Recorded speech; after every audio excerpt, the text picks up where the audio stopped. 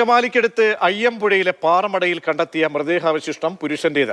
18-നും 30-നും ഇടയിൽ പ്രായമുള്ള ആളുടേതാണ് എന്നാണ് കണ്ടെത്തൽ. ബിനിൽ, എപ്പോഴാണ് മൃതദേഹം കണ്ടെത്തുന്നത്? മറ്റ് സ്ഥിരീകരണങ്ങൾ പ്രാഥമിക ഘട്ടത്തിൽ വരുന്നത് എന്തൊക്കെയാണ്?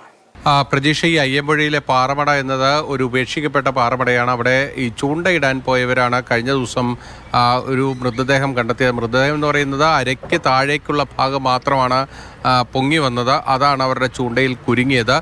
പിന്നീട് പോലീസ് മൃതദേഹഭാഗം പുറത്തെടുത്ത് അത് പോസ്റ്റ്മോർട്ടത്തിന് അയച്ചു. അപ്പോഴാണ് നിർണായകമായ വിവരങ്ങൾ പോലീസിന് ലഭ്യമായിരിക്കുന്നത്.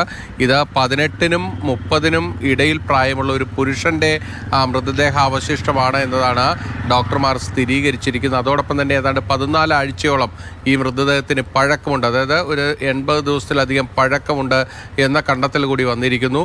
അതോടൊപ്പം തന്നെ ഏറ്റവും പ്രധാനപ്പെട്ട മറ്റൊരു വസ്തുത ഉള്ളത് ഇതിൻ്റെ മറ്റ് ശരീരാവശിഷ്ടങ്ങൾ കണ്ടെത്തുക എന്നത് തന്നെയാണ്. അവിടെ ഈ പാറമടയിൽ തന്നെ ബാക്കി ഭാഗങ്ങളും ഉണ്ടാകാനുള്ളൊരു സാധ്യതയാണുള്ളത്. അതുകൊണ്ട് ആ ശരീരഭാഗങ്ങൾ കൂടി കണ്ടെത്തുക, ഇത് ആരുടേതാണ് എന്നിനി തിരിച്ചറിയുക എന്നതാണ് ഏറ്റവും പ്രധാനപ്പെട്ട കാര്യം.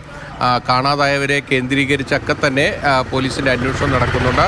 ഇതിൻ്റെ DNA പ്രൊഫൈലുകൾ എടുത്ത് ആ കാണാതായവരിലുമായി ഏതെങ്കിലും തരത്തിൽ സാമ്യമുണ്ടാകുമോ എന്നതടക്കം ഇനി പരിശോധിക്കേണ്ടിയിരിക്കുന്നു. ഒരു കൊലപാതക സാധ്യത മുന്നിൽ കണ്ട് തന്നെയാണ് എറണാകുളം റൂറൽ പോലീസ് ഈ കേസ് മുന്നോട്ട് അന്വേഷിച്ചുകൊണ്ടിരിക്കുന്നത്.